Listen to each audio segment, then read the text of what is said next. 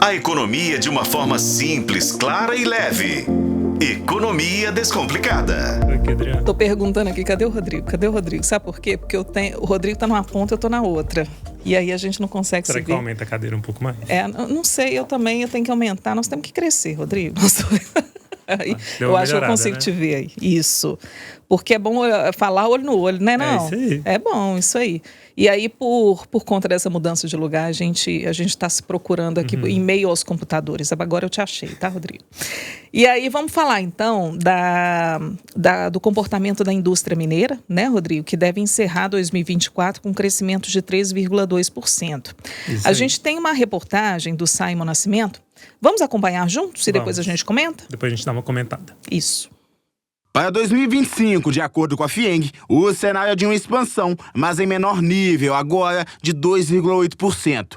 O motivo para a queda nas expectativas está atrelado às projeções de desaceleração da economia no Brasil e em Minas. Até o terceiro trimestre deste ano, o setor cresceu 4,2% no estado, sendo o segundo mais relevante para o PIB, Produto Interno Bruto, e empregou 2,53 milhões de pessoas. Já no Brasil, a indústria finaliza o período com 20,8 milhões de empregos ativos.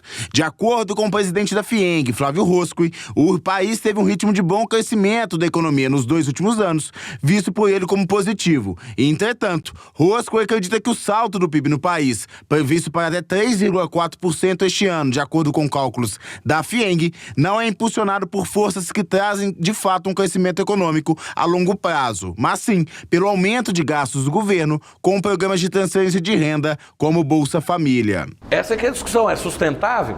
Não, não é. E é por isso que está tendo essa reação. Porque a situação atual é insustentável. Não dá para tapar o sol com a peneira. E isso precisa ser ajustado. E o conjunto da sociedade tem que entender. O governo não pode gastar, porque nós é que estamos pagando. Flávio Roscoe afirmou que dados compilados pela federação indicam que o consumo das famílias deve finalizar o ano com um salto de 5,1%. No entanto, do total de receitas da população, 30% tem origem em programas como Bolsa Família, segundo a FIENG. Programa de transferência de renda é algo emergencial, é uma coisa temporária. Então, ele tem que dialogar com o mundo do trabalho, ele não pode virar um empecilho para o mundo do trabalho. E ainda tem outra consequência grave. A gente vê o programa de transferência de renda virando um incentivo ao mercado informal de trabalho, em que as pessoas trabalham em condições precárias, porque como se ele tiver um emprego formal, ele sai do benefício, ele prefere ficar fazendo diarista, bico. O presidente da FIENG ainda demonstrou preocupação com a crescente da Selic, a taxa básica de juros da economia brasileira. Na última reunião deste ano, além de elevar o índice a 12,25%, o Banco Central indicou que o percentual deve chegar a quase 14,25% até março do ano que vem. O cenário é negativo, tendo em vista que os investimentos feitos na indústria são de longo prazo e poderão ser comprometidos. Para a FM O Tempo, Simon Nascimento. E aí a gente está aqui com o Rodrigo Oliveira, nosso repórter de economia, para comentar também o que foi apresentado nesse evento da indústria mineira, o presidente da FIENG, Flávio Roscoe, fazendo esse balanço e também críticas, né, e apontamentos relacionados à economia, né, Rodrigo? Isso aí, Adriana. O que foi a tônica desse evento de hoje, né? Eles apresentaram que o setor cresceu, né, 3,2%, igual a gente viu na matéria.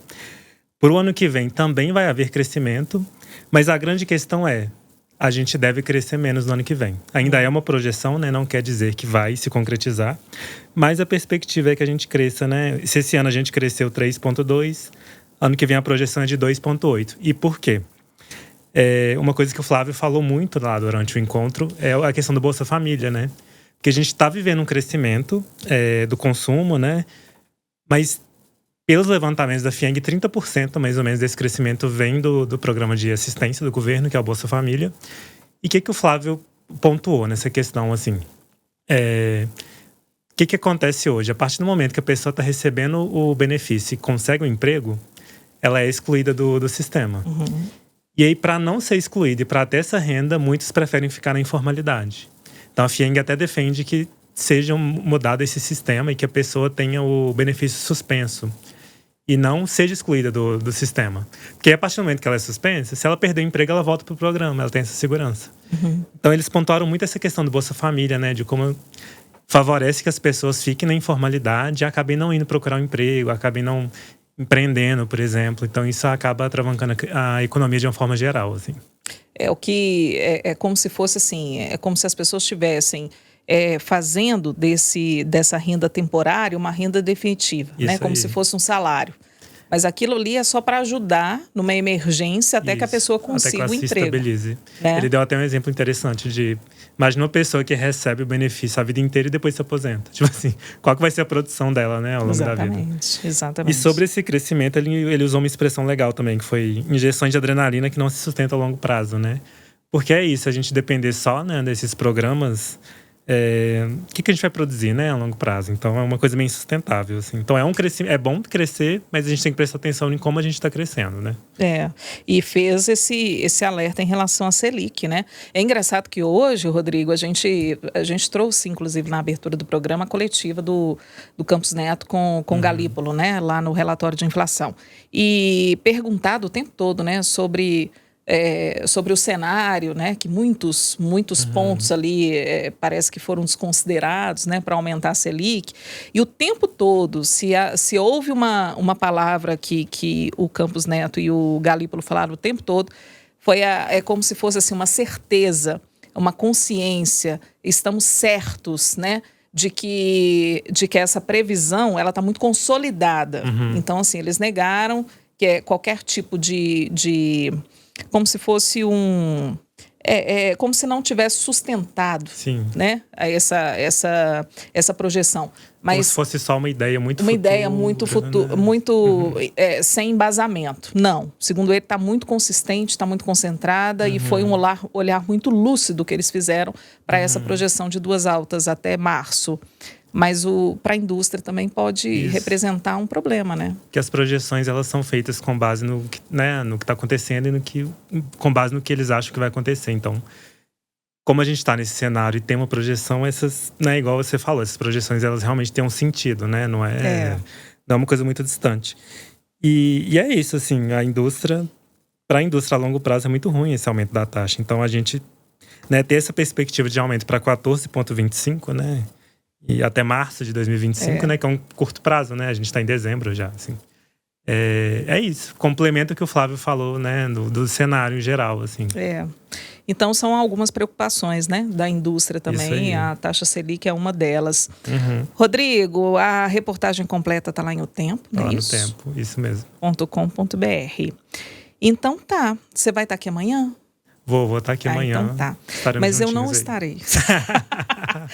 Eu já te desejo um Feliz Natal, tá? Pra você também. Depois eu passo Boas com mais festas. calma, te dou um abraço. Mas no ar aqui eu deixo os meus votos de Feliz Natal, boas festas para você, para sua família, tá? E que desejo mesmo pra 2025 seja sensacional pra gente. E 2025 a gente traga muitas matérias boas, né? Boas. Interessantes, igual a gente trouxe esse ano. É isso aí. Com perspectivas boas pra gente também, Isso né? aí. Seres humanos normais, né? Com o nosso dinheirinho na poupança, né? Não, Diego Urbano? Nossos pequenos investimentos. É isso. Obrigada, querido. Obrigado a você.